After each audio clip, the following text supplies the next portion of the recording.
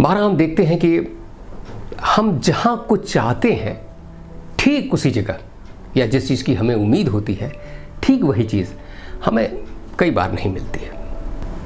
ऐसे एक बहुत सुंदर कथा है गौतम बुद्ध की। बुद्ध से मिलने एक व्यक्ति आया, बड़ा निराश, हताश, परेशान, और उसने कहा कि मुझे प्रवज्ञा चाहिए, मुझे आप अपने संग में शामिल कर दें। बुद्ध ने कहा कि ऐसा क्या हो गया है कि तुम इतने अच्छे परिवार के हो, अपना घर परिवार छोड़कर यहाँ आ रहे हो। बोला, मैं बहुत निराश हूँ, मेरी सारी उम्मीदें टूट चुकी हैं। मैं जिस लड़की से विवाह करना चाहता था, मेरे पिताजी ने मेरे दूसरे से विवाह कर दिया। मैं एक अलग से कारोबार करना चाहता था, मेरे पिताजी ने वो कारोबार नहीं करने दिया। मैं अपने बच्चों से जो चाहता था कि वो सब करें, वो उन बच्चों ने भी नहीं किया। कुल मिलाकर मेरा जीवन एक हताशा और दुख भरी किताब है। शायद आपके शरण में आकर इस प्रवज्ञा को लेकर मेरी उम्मीद पूरी हो, मेरा मन शांत हो। बुद्ध ने कहा कि ठीक है, देखते हैं, इसको ऐसा करते हैं कि तुम कुछ दिन संग में रहो। उन्होंने एक घड़ा मंगाया, बड़ा सुंदर सा, जिस पर बड़ा पच्चीकारी वगैरह किया हुआ था, और बुद्ध ने कहा कि इस घड़े को मैंने स्वयं अपने हाथों से बनाया है, तुम इसे अपने साथ रखो, इसमें रोज़ पानी भरकर जो भिक्षु हैं उनकी सेवा करो, और जब ज़रूरत होगी मैं तुमको बुलाऊंगा, और बुलाऊंगा ज़रूर। वो महाशय फिर संघ में चले गए और उस घड़े के साथ जाते थे, पानी भरते थे, भिक्षुकों को प्यास बुझाते थे और ऐसी तरह की बहुत सारी चीज़ें करते रहते थे बड़ी श्रद्धा के साथ। ऐसे में कुछ दिन बीता। अब उनको लगने लगा कि तथागत ने मुझे बुलाया अभी तक नहीं।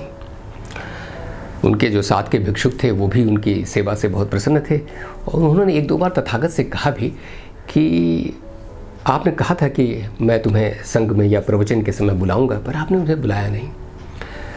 तो उन्होंने कहा कि उचित समय पर मैं उसे ज़रूर बुलाऊंगा। ऐसे में कुछ दिन और बीते।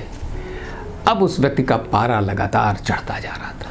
अरे, इतना सारा मैं कुछ कर रहा हूँ और बुद्ध ने अभी तक मुझे नहीं बुलाया, मेरी शंका का समाधान नहीं किया। एक दिन गुस्से में पहुंचा वो घड़ा लेकर और बुद्ध के सामने उस घड़े को पटक दिया। बोला, आपने हद कर दी है, मैं लगातार सोच रहा हूँ कि आज बुलाएंगे, आज बुलाएंगे, आज बुलाएंगे, और आपका है कि मेरे पर ध्यान ही नहीं है। बुद्ध ने शांत भाव से उसे देखा और झुककर उस घड़े के टुकड़े को उठाना शुरू कर दिया। अब जब उसने देखा कि बुद्ध ऐसा कर रहे हैं तो वो शर्मिंदा हुआ। उसने क्षमा मांगी कि उसने ऐसा कर दिया है क्रोध में आकर। बुद्ध ने कहा, कोई बात नहीं, तुम जाओ, मैं तुम्हें उचित समय पर बुलाऊंगा। अब वो बेचारा फिर वापस आ गया।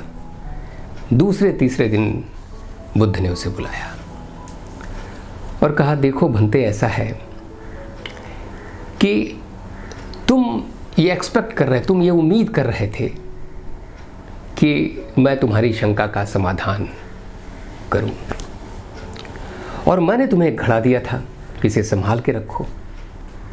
मैं उम्मीद कर रहा था कि तुम इसे बहुत संभाल कर बहुत अच्छे से रखोगे, और देखो आज क्या हुआ।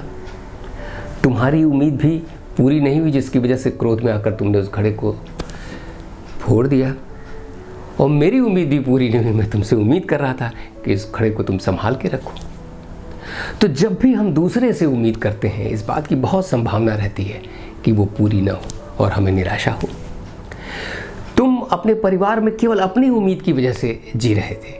तुम्हें ये लगता था कि तुम्हारी ये उम्मीद तुम्हारे पिता नहीं पूरी कर रहे हैं, तुम्हारे एक्सपेक्टेशन को तुम्हारी पत्नी पूरा नहीं कर रही है, तुम्हारे बच्चे पूरा नहीं कर रहे हैं। तुम क्या उनकी उम्मीदों को पूरी तरह पूरा कर रहे थे? क्या इसका विश्लेषण तुमने किया? क्या तुम उनकी उम्मीदों पर खरे उतरे? तो दोस्तों, हमेशा हम दुनिया से उम्मीद करते रहते हैं, लोगों से उम्मीद करते हैं, अपने घर में परिवार से उम्मीद करते हैं, अपने मित्रों से उम्मीद करते हैं।